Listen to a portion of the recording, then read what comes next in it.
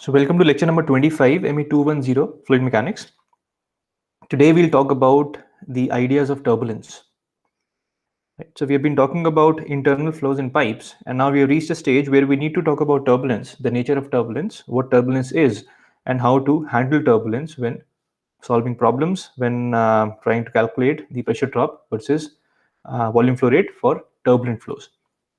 Right. So today's discussion will mainly be focused around the general ideas of turbulence, how to handle turbulence mathematically, and we'll get some motivation around what turbulence is, so that in the next lecture we can start applying it to pipes. So this discussion for turbulence will not be will be a general one today and not specific to pipes. Okay, so let's start with an experiment.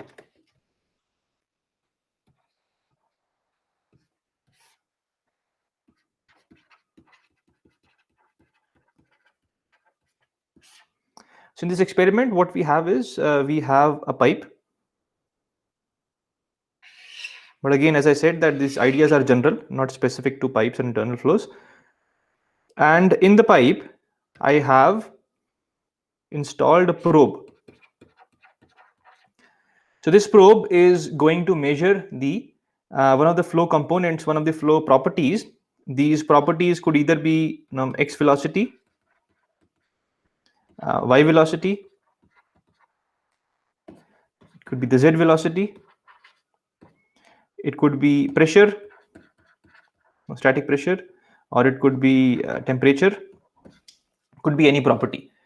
So let's say for argument, for the discussion here, let this property that we're talking about be the x velocity.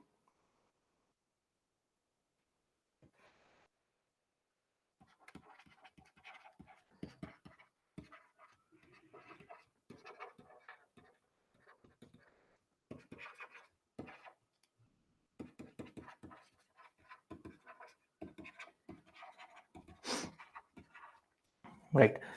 So if I was measuring the x velocity using a probe such as this one, and the probe is quite sensitive in this case, so it can measure the changes in velocity, x velocity in both in time and space. Well, in time, because the probe is fixed in space, so it can measure the property, the x velocity in this case, quite accurately at very small time periods. So time sensitivity of the probe is quite high. So if I was measuring this for a laminar situation, so if I was plotting the value of x velocity versus time, and if the flow was laminar, then what I'll see is I'll see a steady value such as this one. Okay, so it'll be a flat line depending on, of course, I mean, what the value of x velocity is. But if the situation is steady, if I put my probe in a place where the flow is fully developed, nothing is changing with time. So what I'll see is that the x velocity stays as it is.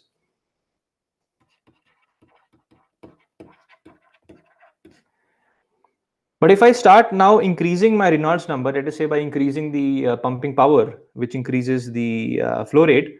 So as the flow rate increases in the pipe, then I see that the Reynolds number will increase because the area average velocity V will increase. And as that happens, as the Reynolds number crosses 2300 and increases above the critical Reynolds number value, then the flow will start to become turbulent. The flow will transition to turbulent flow. So what we see is if I keep tracking the signal from the probe, I'll see that the signal will now look something like this.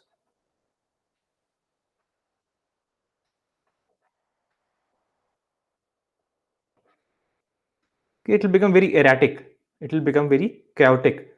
It will be something like this. The mean, well, of course, I mean, in this case, I've shown the mean to be the same as laminar mean, but it will not be the same mean. The green signal will be offset somewhere. But what I'm trying to show here is the fluctuating property of the flow variable.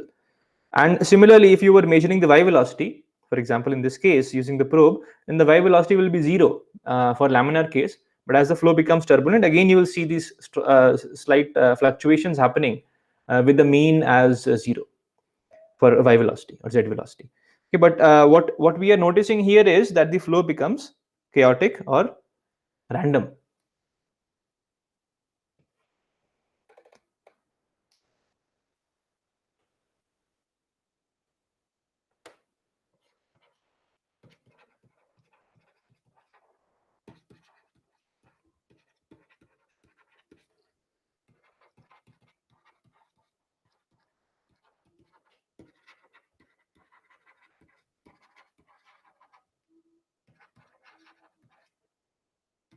Okay, just be careful that it's not necessarily going to be the same mean value as the laminar one. It just I just ended up drawing it with the same mean. Right. So what we see is the flow becomes extremely sensitive to the inlet and boundary conditions.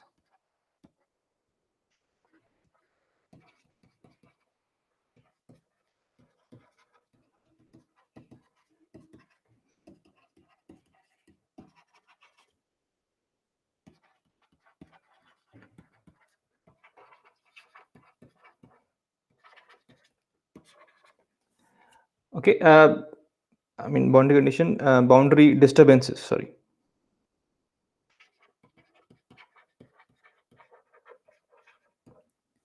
Okay, so there are always disturbances in the flow. For example, when the flow is entering the pipe, it is entering because of some pump that is compressing and increasing the pressure of the fluid in the upstream. So that flow will have some disturbances in the sense of slight molecule. Some molecules will be going in the y direction. Some molecules will be going in the x direction. So these flow particles, which were otherwise expected to have a very constant x velocity, will have some fluctuation in x and will have some fluctuations in y and z directions, and they may also have the x velocity being sometimes slightly greater than the uniform value, sometimes slightly less than the uniform value. Similarly, on the boundaries, you have these perturbations. I mean, you have these roughness patterns. No boundary is perfectly smooth. If you take a microscope and zoom into it, you'll see these tiny pillars of roughness in the boundaries. And these boundaries, when the flow particles hit the boundaries, they may get some disturbance, and that disturbance is seen by the bulk flow as well. Okay, so these disturbances or the boundaries may be slightly vibrating because the pipe is installed somewhere. So there is somebody touches the pipe, there's wind blowing across the pipe. So all these disturbances are always there. I mean, you can't remove them completely. But what happens? The flow has a property that in laminar flow, when the Reynolds number is less than 2300, then the disturbances, they die down, they get dissipated with time.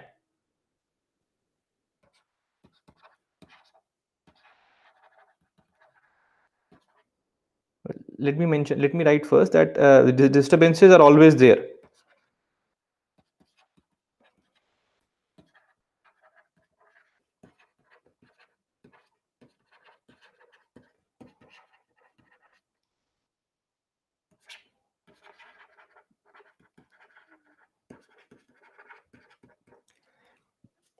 So in the laminar flows, these disturbances, they damp out,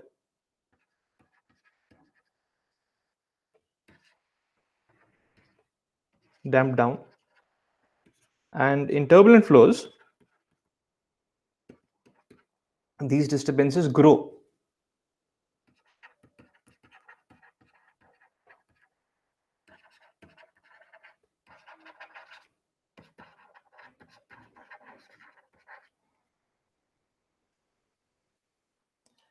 They grow and they propagate. So this is the very nature of turbulence. So I'll mention it here by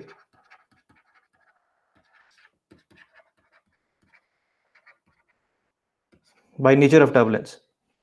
That's what turbulence is. The system becomes extremely sensitive to the inlet and boundary condition or inlet and boundary disturbances. These tiny disturbances, instead of dying down like in laminar flow, they start growing. So even a slight disturbance, which of course, I mean, you could not prevent, that disturbance started to grow, and finally the flow at a given point will be erratic. And whatever you try, you will never be able to do an experiment with no disturbance at all. There'll be some disturbance, and that disturbance will grow. So this is the problem with turbulence, that it will always happen. There is no way you can stop turbulence from happening. Okay, so this is the physical nature of turbulence. But interestingly, what happens is I mean, we talked about the conservation laws in mechanics, the Newtonian conservation laws, and there from there we derived the momentum balance equation or the Navier-Stokes equation. Now this equation, I mean, there was nowhere where we talked about the ideas of turbulence. This equation was very much valid for all kinds of flows. It's based on Newton's laws of mechanics, and which are valid for either both laminar and turbulent flows. So interestingly, the mathematical equations also show the same behavior. Okay, that's extremely beautiful that these Navier-Stokes equation or the momentum balance equations, when you solve them for the parameters, and remember the non-dimensional parameter, important non-dimensional parameter was Reynolds number. So when the Reynolds number increases beyond the critical value, then mathematically the equations become chaotic. They become extremely sensitive to the boundary and initial condition. And remember, these boundary and initial conditions are given to the equation as input. Now, mathematically, you may argue that no, we can always mathematically start a system which is um, extremely without disturbance. But that is not the case, because your machines, the computers that you use to solve the equations, I mean, of course, turbulent flow, we'll discuss later that solving turbulent flow equations analytically is not possible, so use computers. And when we try to solve the equations using computers, our computers by their nature have some precision. There is some error whenever we do a calculation. There is some error in the answer, and that error is similar to the disturbance in the physical world. So that error will start propagating, and ultimately we'll have a solution which will become like the green signal that I showed you earlier. Okay, so both mathematically and physically, we see that the flow variables will show this behavior like the green function here. All right.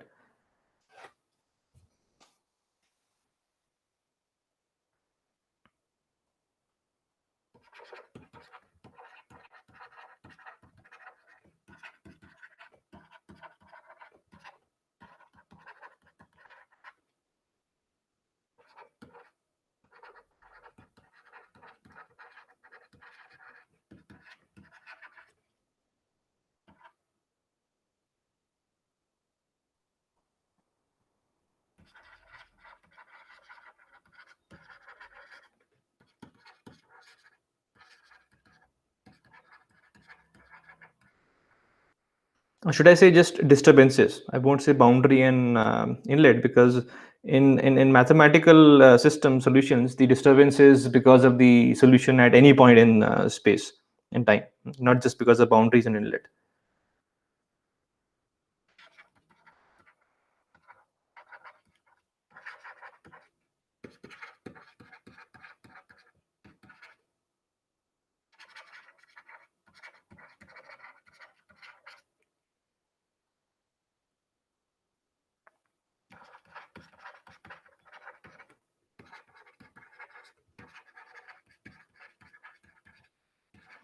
Okay, so this is again the nature of turbulence. The nature of turbulence, which is agreed by the mathematical equations as well. So these equations, and we'll discuss. I mean, usually it's discussed in higher level courses that these equations are nonlinear. As you saw the Navier-Stokes equation, if I write them again quickly, then you had. I'm sorry.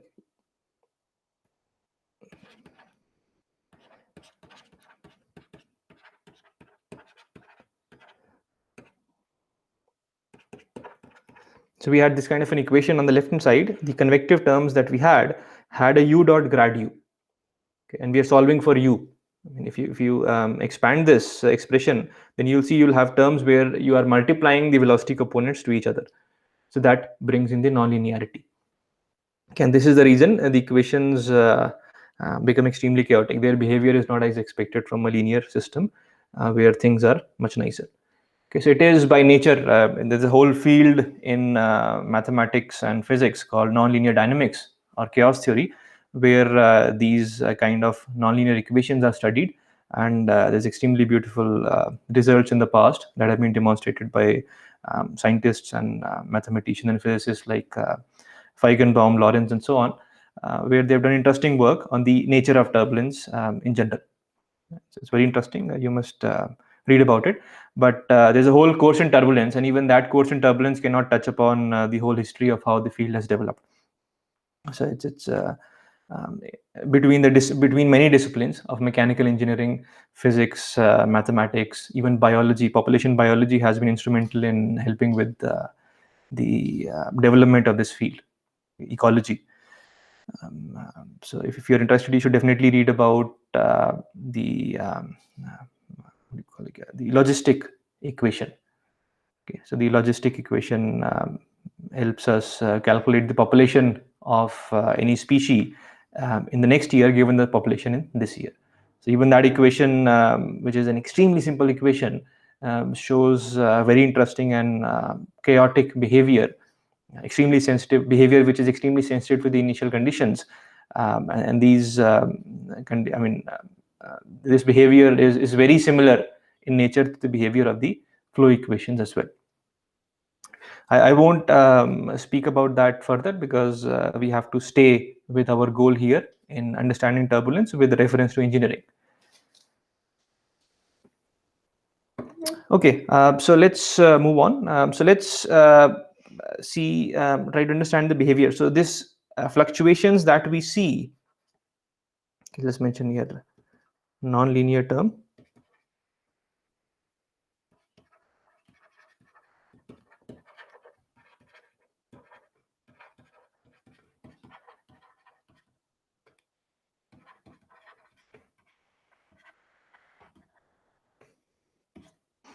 Right. So the fluctuations that we see, we have seen that the amplitude of these fluctuations, for example, in this case, in the x velocity in the pipe, these are typically between 1 and 20% of the mean values. Okay, so one has to understand how large are the amplitudes of these fluctuations around that around the mean, and you can always calculate a mean by averaging a signal, okay, in time. So this green signal that you had, you can simply average it, and in this case, the way I've drawn, it seems that the blue line will ultimately result will be the mean for this green signal. So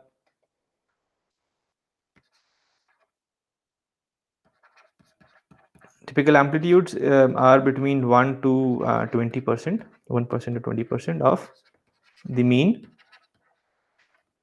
And the other thing that is interesting is frequency, because in this green signal that we have here, you can see that it looks like the superposition of many frequencies. If you were to do a Fourier decomposition of the signal using, let's say, the fast Fourier transform algorithm in MATLAB or Python, then you would see that it will have many frequencies, and each frequency will have some contribution in terms of its amplitude, the energy. So if I was to do a Fourier transform of the signal, I'll see many frequencies, a spectrum of frequencies. Okay, so this signal, that the turbulent signal that we have has got a spectrum of frequencies in it.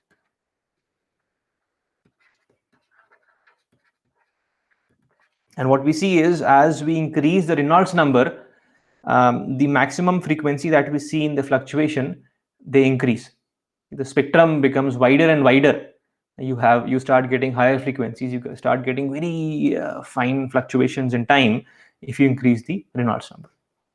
So increasing the Reynolds number will result in higher frequencies. Lower will still be there, but you'll start getting contribution from the higher ones. So many physicists, what they do is they do experiments where they measure the signal, they do a Fourier decomposition, and they try to understand how the frequency spectrum evolves if we change the Reynolds number or some other parameters.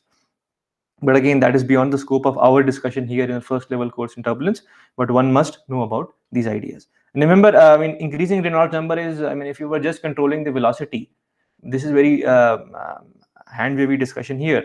But if you were increasing the velocity to increase the Reynolds number, then in a way you are increasing the energy.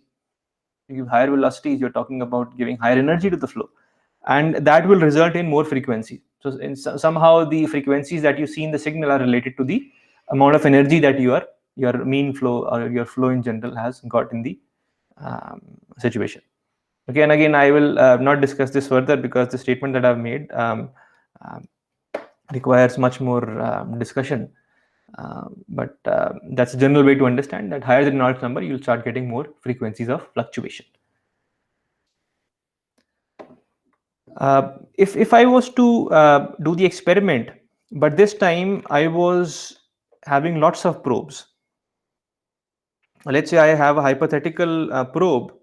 Well, let's draw that pipe again.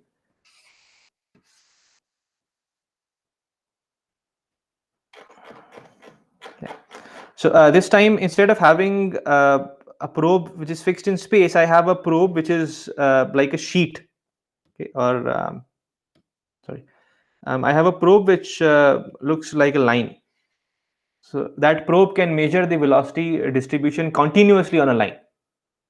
Okay, so if I take one snapshot, one time snapshot of the measurement of the probe, what I'll expect to see is a signal which will give me the x velocity versus the x coordinate.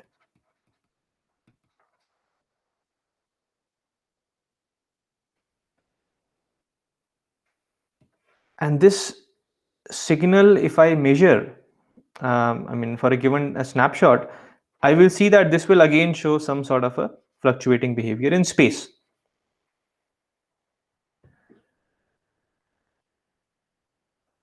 So it is not just time. I mean, turbulence is not only a property that changes with time; it's also with space. So these statistics are present in space as well as time. So in space, we'll talk about wavelengths, and in time we'll talk about time periods. So in space, we'll talk about wave number, and in time we'll talk about frequencies. Okay, so turbulence is happening both in space and time. Of course, I mean, you need to have a probe which can measure the distribution of x velocity extremely finely. And again, same idea. So if you increase the Reynolds number here, then you'll see that the wavelength that you see, the minimum wavelength that you'll see in this green signal with a spatial coordinate, will again become smaller and smaller. So you'll get finer fluctuations in space. Any two spatial points separated by a very small distance will still have different values of x velocity at a given point in time, if you were to take a snapshot of the x velocity at a given time.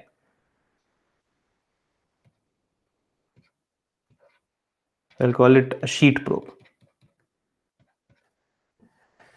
Okay.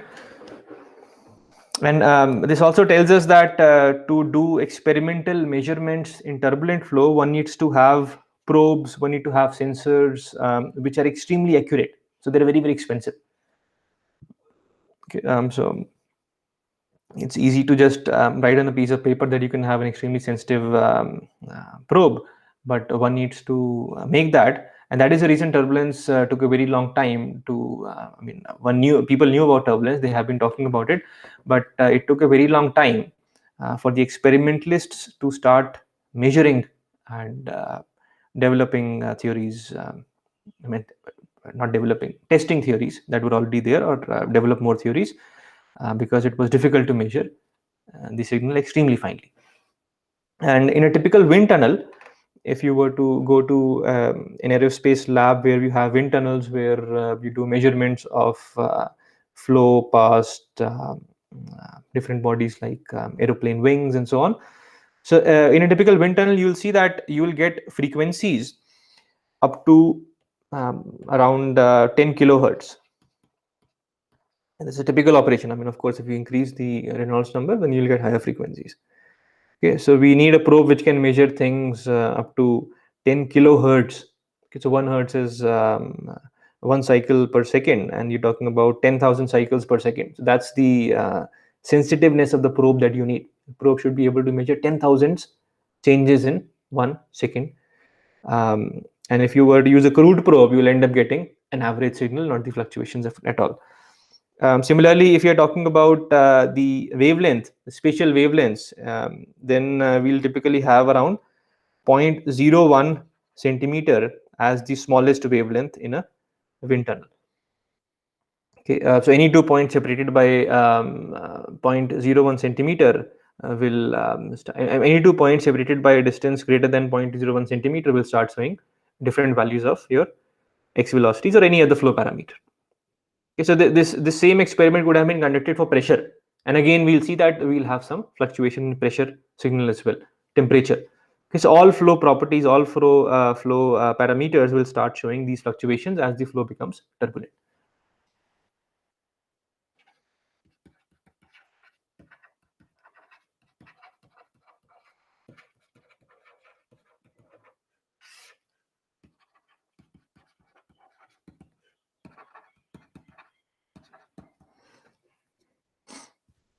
And remember, we're talking about typical.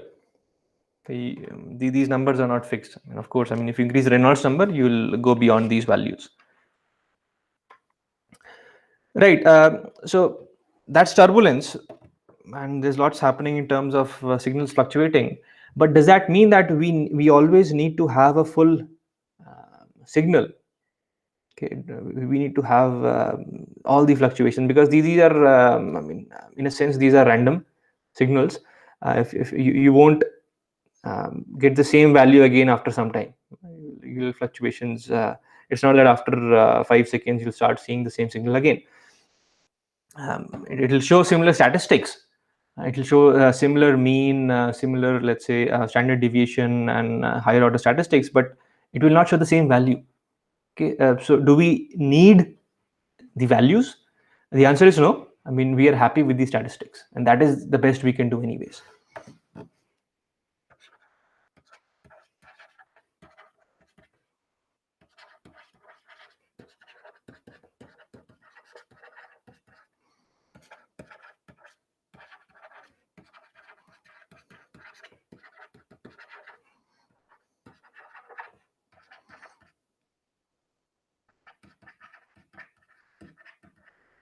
So I say with only a few statistics. So that means that the first thing I'll be interested as an engineer, I'll be interested in the average velocities or average values.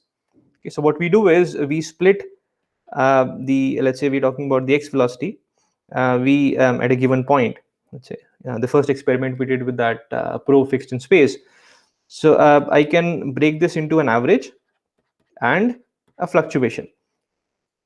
Okay, so in fact we define the average as, so this was a time signal, so we integrate in time. So let's say we take a large time over which we'll do the averaging, and then we will integrate the signal up, which is a function of time. It's at a given point in space, so it's not a function of space, and then we do a dt. So if I average this signal, then this gives me the average value, which is denoted by this over bar. And of course, I mean, whatever is left, if I take the difference of up and up bar, what I get is the fluctuation.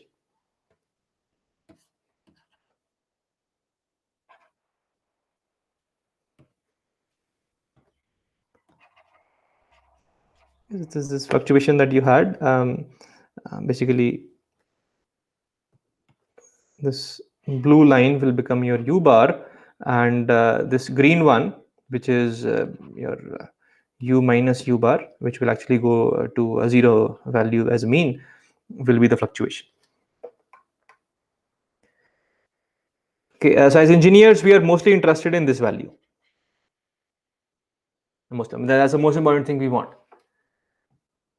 Okay, but that's not the only thing, because very soon that u prime is also important.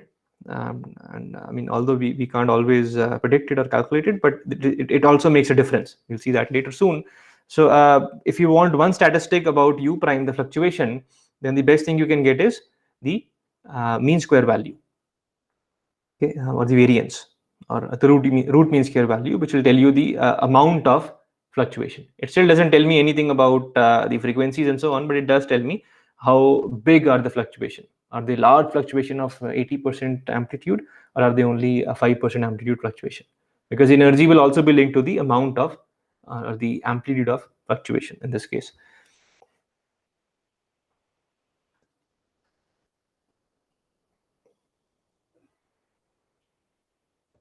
So that is one statistic. The other is up prime, which can be for that you can, sorry, I should say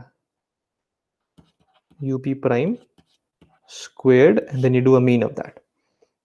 That is, you can also take a root of that, and that is your standard deviation.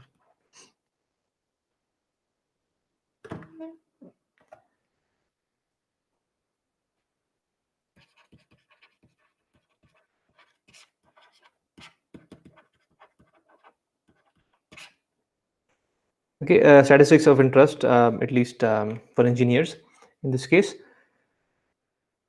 Okay, and this is I'm doing a measurement, right? So I'm an engineer who's doing a measurement, and I am able to measure the mean value of the signal. I can have a crude probe that will end up giving me a mean value anyways, and then I can have a finer probe that gives me the information about the standard deviation of the signal.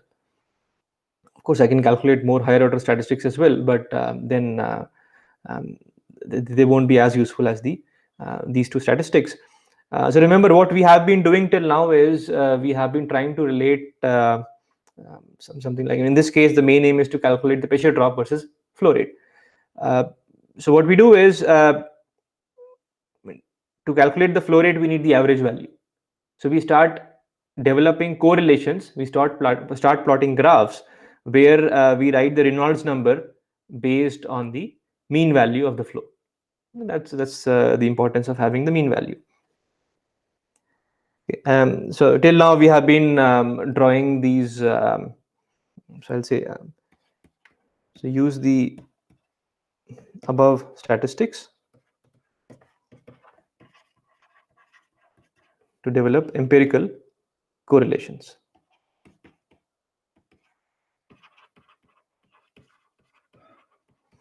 Okay, because with turbulence, the theory doesn't work. We'll see that very soon. It becomes extremely difficult to deal with the theory because of the whole nature of turbulence, of having very fine time and spatial scales. So we have to go back to our experiments, empirics. So that's the reason most of the relations you'll see in turbulence will be based on measurements or empirical correlations. So to develop those, one has to measure the values of average velocity and standard deviation, and these are the two statistics that mostly people will report in their turbulence studies. So earlier we had drawn the velocity profile for a laminar flow, which was parabolic. So similarly, now that we have measured the average velocity u bar, so we can now plot the profile, the x velocity profile, but in this case we will be plotting u bar, because that will not be changing at a given point. By nature, u bar is calculated as the average of the signal. So I'll draw the laminar first for reference. So in the laminar case, you had a maximum velocity which appeared at the center. Okay.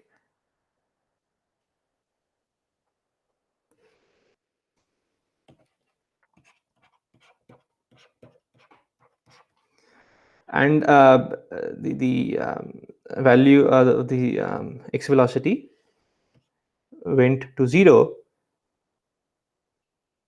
at the walls because of the wall shear. So I'll call this laminar u as a function of r.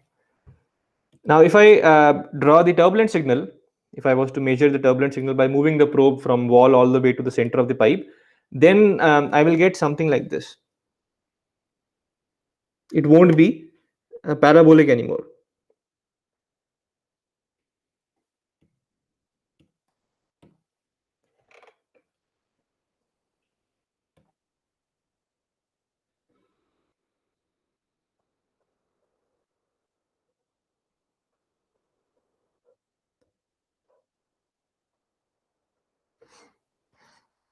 Signal is going to look like this. So we'll have a very steep, it's supposed to be symmetric, but the way I've drawn it's not symmetric. So please assume it to be symmetric.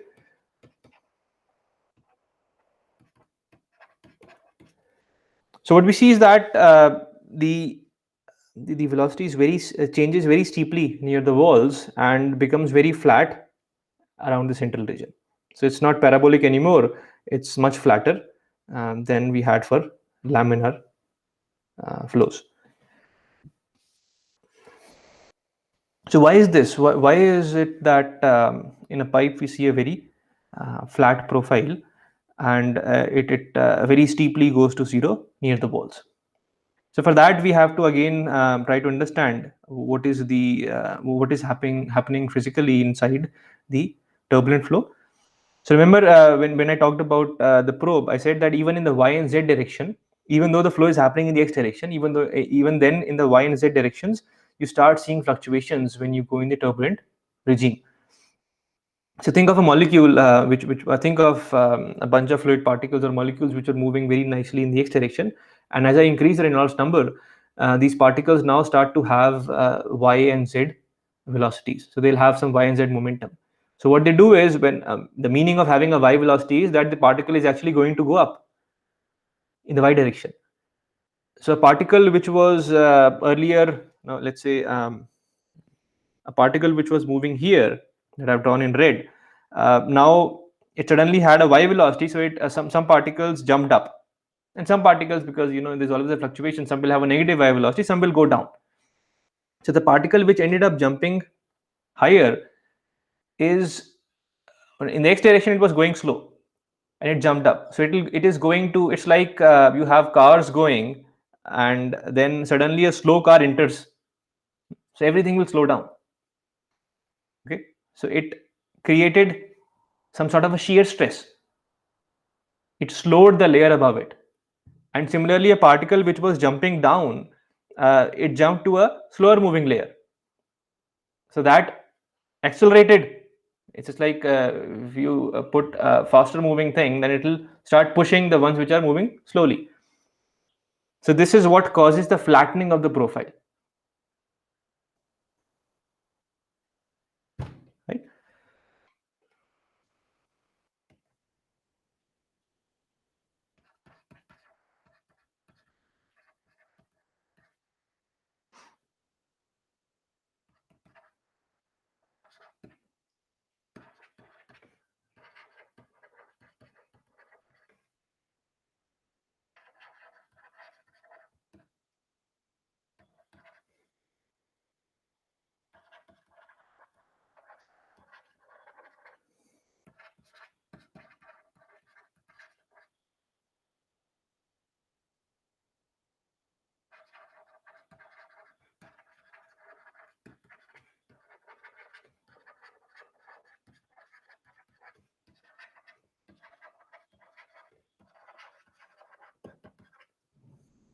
So the layers below get accelerated, and the layers and the layers above will slow down. Okay, and we're talking about turbulent bulk fluctuations here. This results in a very so this leads to the flat profile that we see in turbulent flow.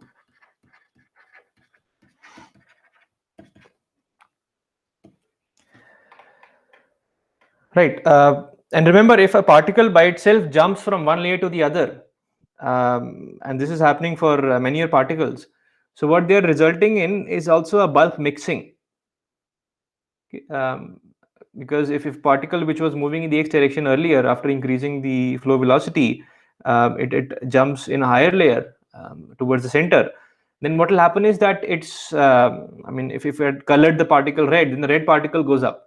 And if you remember the videos that I had shown you of that streak of dye, and as I increased the Reynolds number, the dye started to mix. There was a bulk mixing in the flow. So this was the reason of the mixing, because when the flow becomes turbulent, those particles in the center of the pipe started to have y and z velocities as well. So they started to move, and these particles were having green color. So the dye particles, they also moved with the flow, and that is the reason you see that the whole thing started to mix, and the whole thing became light green after some time. And the mixing, of course, I mean, as we saw, as we increase the Reynolds number in the flow, the extent of mixing increased. So initially, we just saw the streak of dye slowly turning into some going towards the wall, and after some time, it was a complete mess, completely chaotic, a full mixing that was achieved. So that is the reason we say that turbulence causes mixing.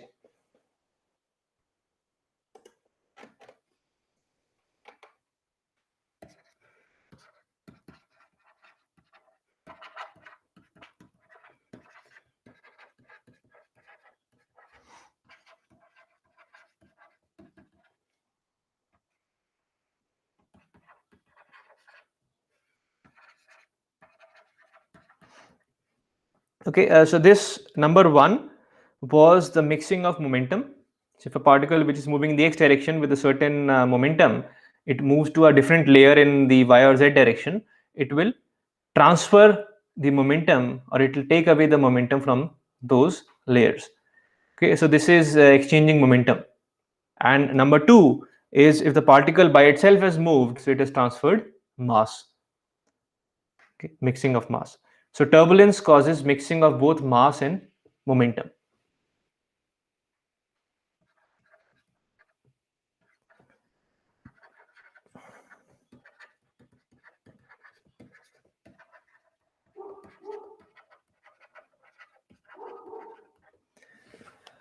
Now, is this desirable? Well, that depends.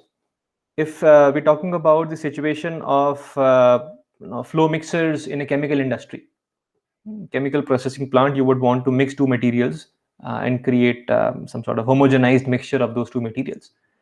Let's say you are making a dairy product and you want to mix these milk and some other liquid, then you would want the flow to become turbulent.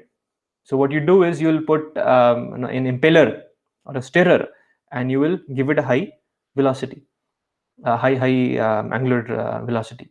So when the impeller rotates and creates the flow starts moving at a very high velocity, creating turbulence, then by the nature of turbulence, the particles will start to mix around, and you'll get a very nice homogeneous mixture.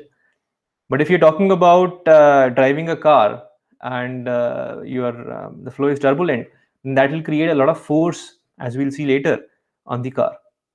The shear force will be much higher as compared to when the flow was laminar. Okay, so that in that situation, turbulence is not desirable. It's just creating a lot of drag force on the car as compared to the situation where the flow was laminar. Okay, so these are the this is the nature of turbulence, but one has to live with it. Now, there's one more confusion, and it's a very I can't go into too much depth here. Many people confuse what's happening in turbulence with what's happening in the Brownian motion at a molecular scale. Now let's now go back to the first few lectures where we talked about viscosity. So when I discussed about viscosity, I used very similar arguments. I said that in a typical flow, let's say you have a flow of a gas. It's much easier to understand. If you have a flow of gas, then we know that there's something called Brownian motion. So even though the gas particles are moving as a bulk in the x direction, all of them have some random Brownian motion in all directions. And it is because of this you have you have the property called viscosity. It is because of this Brownian motion that gases or liquids, they will end up having layers talk to each other, because a molecule which was as a bulk, well, if the molecule is moving in the x direction because of this, again in a pipe, and because of pumping power, it will still have some Brownian motion. So once in a while it will end up going in a layer above it or below it, and in this process it transfers momentum. But the scale of Brownian motion is very small, but it still is there. So two layers end up talking to each other because of this Brownian motion, and that is very similar to what we talked about just now. So the momentum, the layers talk to each other through the transfer of momentum. But that bulk mass transfer is not there because we're talking about very small fluctuations. That diffusion is there, but that extent of diffusion because of this Brownian motion is so small that we can neglect it as compared to the compared to the convection in the x direction. I mean, if you stop the flow, then slowly you will see, if you put a dye, it will slowly diffuse because of diffusion. In a room, if you put a perfume, this perfume will slowly diffuse. Brownian motion will cause the perfume to move, but it will take some time. So that diffusion time scale is much smaller if you're talking about viscosity.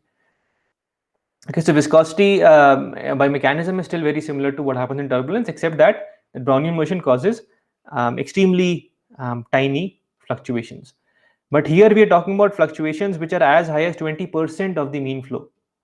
So if you have a flow which is happening at 10 meters per second, or 20 meters per second, you're talking about 1 meters per second of fluctuations. If the bulk is at 20 meters per second, let's say in a gas flow, then you're talking about a whole meter of x or y or z movement in a second. Now, Brownian motion, we're talking about micron scales. In a turbulence, we're talking about much larger fluctuations. So please don't confuse the turbulent fluctuations with the Brownian motion. And the Brownian motion results in the molecular viscosity, whereas in turbulence you get something which is much higher viscosity. I mean, let's talk about it.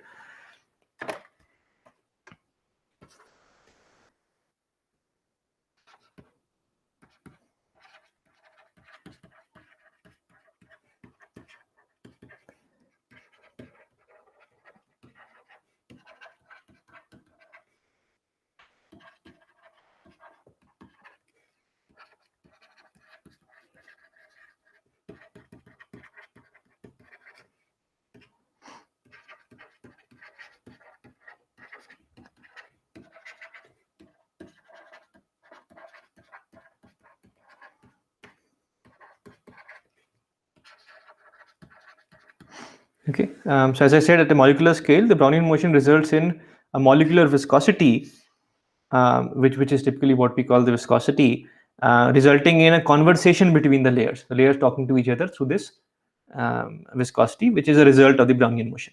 And that is how we defined the molecular viscosity as a ratio of, or we defined the molecular viscosity using the ratio of shear stress to the strain rate. Okay, in a two-dimensional flow, this is how we define du by dy. Okay, so this again is a model. I mean, you can estimate the molecular viscosity from the statistical physics point of view as well, where you take individual molecules and then you take a stochastic contribution based on this. But we are also able to calculate that by taking a ratio of the shear stress to the shear strain. So this has been our model for defining viscosity. I mean, before we could actually even do statistical physics with the kinetic theory of gases, for example, these theories like this, right? And turbulence is effectively doing the same thing.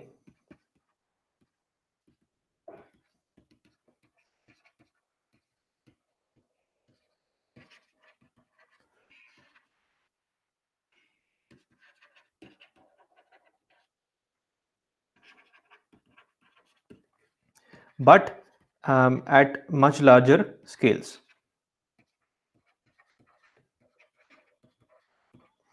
And that is the reason that the fluctuations that you see in turbulence in the different parameters in the xyz velocities will result in a mass mixing as well. In laminar flows where the viscosity, the Brownian motion is still there, but that is not resulting in a bulk mixing because that motion is tiny. At best, the layers talk to the layers above or below them, and it takes a very long time before the information can transfer long distances. By that time, the whole fluid has moved out of the pipe. Okay. So I should also mention that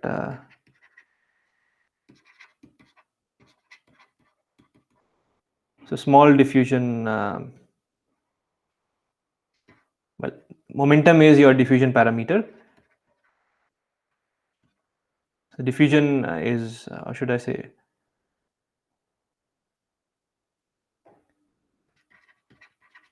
large diffusion time scale. It takes a long time for the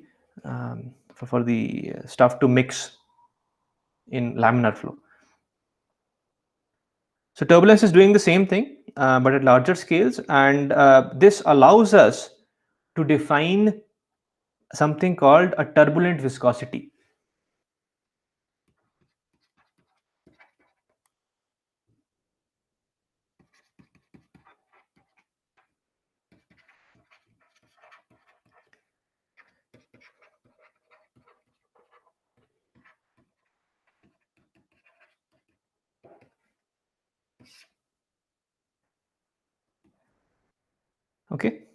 put in quotes. So this is, by the same ideas that in turbulence we see a lot of mixing of momentum. So there is something called turbulence viscosity, and then we can link our new shear stress that we have. We'll see very soon. So we can say that in laminar flow or in any flow, there is always molecular viscosity. So you will get this kind of a relation that I showed here. But when the flow is turbulent, then there is a further more diffusion happening, and this is because of something called a turbulent viscosity that causes the conversation between the layers. But this time we'll use an average U bar, okay? Because remember the profile that I had drawn earlier, I should have mentioned that. So this is for an average value, because if I draw the full U, then I will have to show the time fluctuations as well. So this is the time average values defined as U bar. Okay. And sometimes we also call it, instead of turbulent viscosity, we call it the eddy viscosity.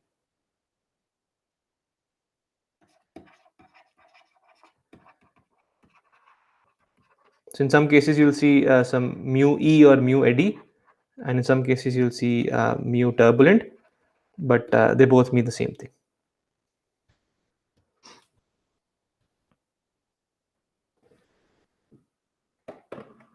Okay.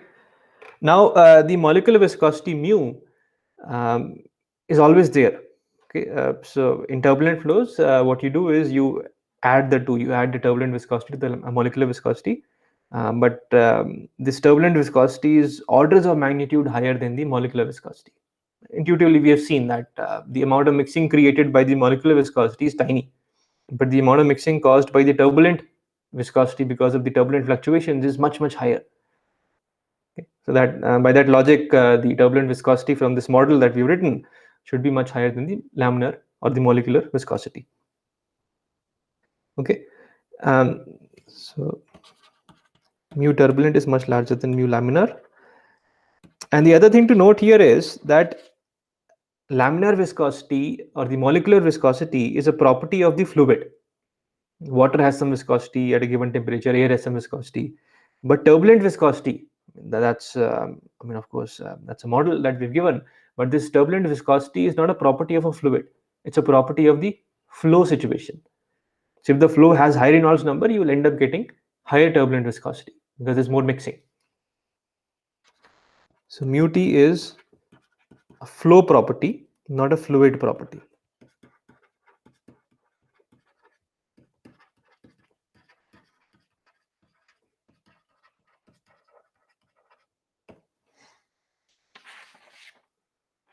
All right. Right. So I think we have a decent understanding of what happens in turbulent flow. Now what we'll do is we'll see how to handle turbulence theoretically. From a mathematical point of view, how we can deal with turbulence.